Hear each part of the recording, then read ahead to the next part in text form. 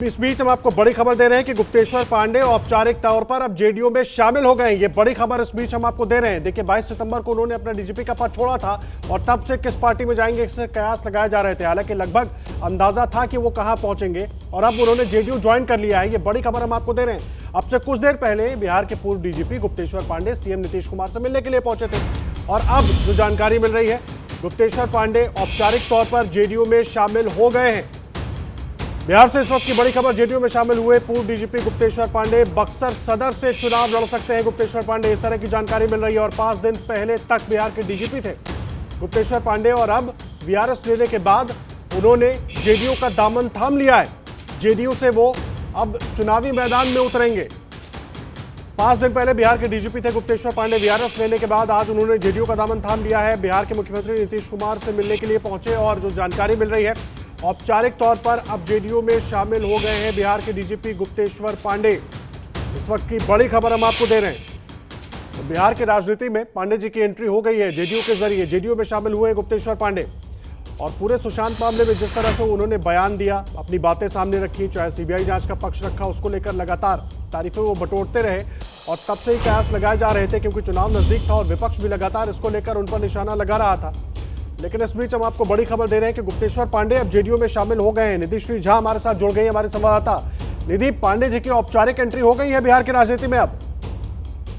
जी बिल्कुल, आज गुप्तेश्वर पांडे अपने ठीक 2 मिनट पहले मैं कहूंगी उन्होंने खुद सीएम आवास जाकर वहां पर सदस्यता ली है। सीएम नीतीश कुमार ने उनको सदस्यता ग्रहण करवाया है और देखिए लंबे समय से ये बात चल रही थी कि गुप्तेश्वर पांडे रिजाइन करके बक्सर से चुनाव लड़ सकते हैं और इसका भी उन्होंने साफ साफ अगर देखेंगे सोशल मीडिया पर भी उन्होंने संकेत दे दिया था कि बक्सर से चुनाव लड़ेंगे।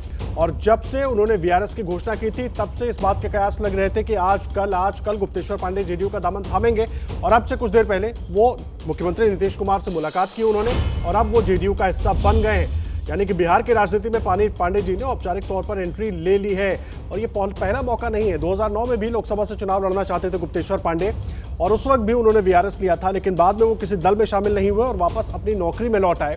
लेकिन इस बार 5 महीने का कार्यकाल उनका बचा हुआ था डीजीपी के तौर पर, बिहार के डीजीपी के तौर पर, लेकिन उन्होंने वीआरएस लिया और अब जेडीयू का दामन थाम लिया है गुप्तेश्वर पांडे ने। निधि लगातार हमारे साथ जुड़ी हुई है। निधि, लगातार ये जो पूरा घटनाक्रम है ना, गुप्तेश्वर पांडे जी का एक डीजीपी के तौर पर काम करना और उसके बाद जेडीयू में शामिल हो जाना, कैसे इसको देखें? क्योंकि बार बार इस तरह की बातें होती रही कि वो तो उनकी राजनीतिक मंशा है। जी देखिए, गुप्तेश्वर पांडे के अगर हम बयानों को देखें तो वो हमेशा से मीडिया में बेबाकी से अपनी बात कहते रहे हैं और नीतीश कुमार के समर्थन में भी उन्होंने कई बार जो है वो बयान दिया है। और अगर पिछले कुछ दिनों की भी बातचीत उनकी देखें तो उन्होंने साफ साफ कहा है कि नीतीश कुमार की तारीफों के कई बार उन्होंने पुल भी बांधे हैं और कल तक भी जो उनसे बातचीत हुई तो उसमें इन्होंने यही कहा कि नीतीश कुमार का आशीर्वाद इनके साथ है। हालांकि देखिए ये भी कहा जाता रहा है शुरुआत से कि गुप्तेश्वर पांडे बीजेपी के करीबी हैं, लेकिन इस बार अगर देखें तो जिस तरीके से उन्होंने जेडीयू से सदस्यता ग्रहण की है और अपने बारे में वो कहें कि मैं जब भी राजनीति में आऊंगा बक्सर से मैं चुनाव लड़ूंगा और सीएम नीतीश कुमार का साथ हमेशा से रहा है, सीएम नीतीश कुमार का आशीर्वाद रहा है, इस तरीके की भी उन्होंने बातें की। और वैसे ही तस्वीर भी नजर आ रही है कि ये कहा जा रहा था कि जेडीयू ऑफिस आकर उन्हें सदस्यता ग्रहण करवाया जाएगा, लेकिन ऐसा नहीं हुआ। वो चुपके से निकले और चुपचाप जाकर नीतीश कुमार से सदस्यता उन्होंने ग्रहण करवा ली। और देखिए कि सबसे बड़ी बात ये कि उनके घर, उनके आवास पर गए थे और वहीं पर जाकर के उन्होंने सदस्यता ली है। तो ये तो स्पष्ट हो चुका है कि जिस नीतीश कुमार से हमेशा से करीबी उनको कहा जाता रहा है और हमेशा से उनसे बातचीत करना, विचार विमर्श करना, तो अब जो है वो स्पष्ट तो हो गया है कि गुप्तेश्वर पांडे जो है वो अब उन्होंने खाकी छोड़कर खादी धारण कर लिया है।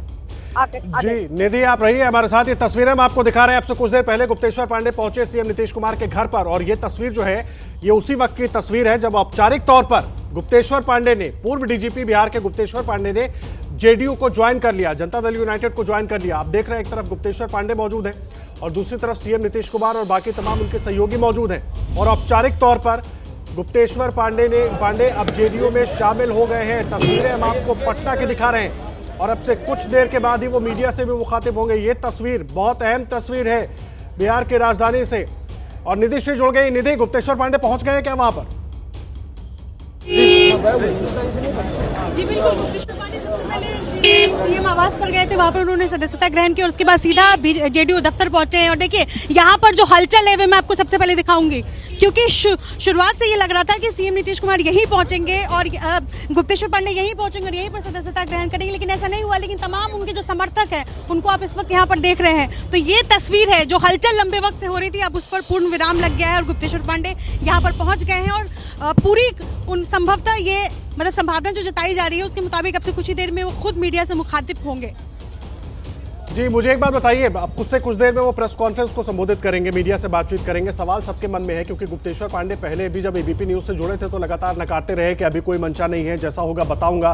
तो अब आगे की रणनीति हर कोई जानना चाहेगा, बिहार की जनता भी जानना चाहेगी, क्या रणनीति होगी। वो चुनाव लोकसभा के लिए तैयारी करेंगे, विधानसभा के लिए तैयारी करेंगे, और कितनी देर में ये प्रेस कॉन्फ्रेंस होगी वो भी निधि से जानकारी लेंगे। और तुरंत लौट कर आते हैं, एक छोटे से ब्रेक के लिए रुक रहे हैं, आप बनी रहिए, निधि नजर बनाकर रखिए, तुरंत लौटेंगे और क्या कुछ गुप्तेश्वर पांडे अपनी प्रेस कॉन्फ्रेंस में कहेंगे वो भी अपने दर्शकों को सुनवाएंगे। तस्वीरें आपके सामने हैं, आपसे कुछ देर पहले गुप्तेश्वर पांडे ने जेडीयू को ज्वाइन कर लिया।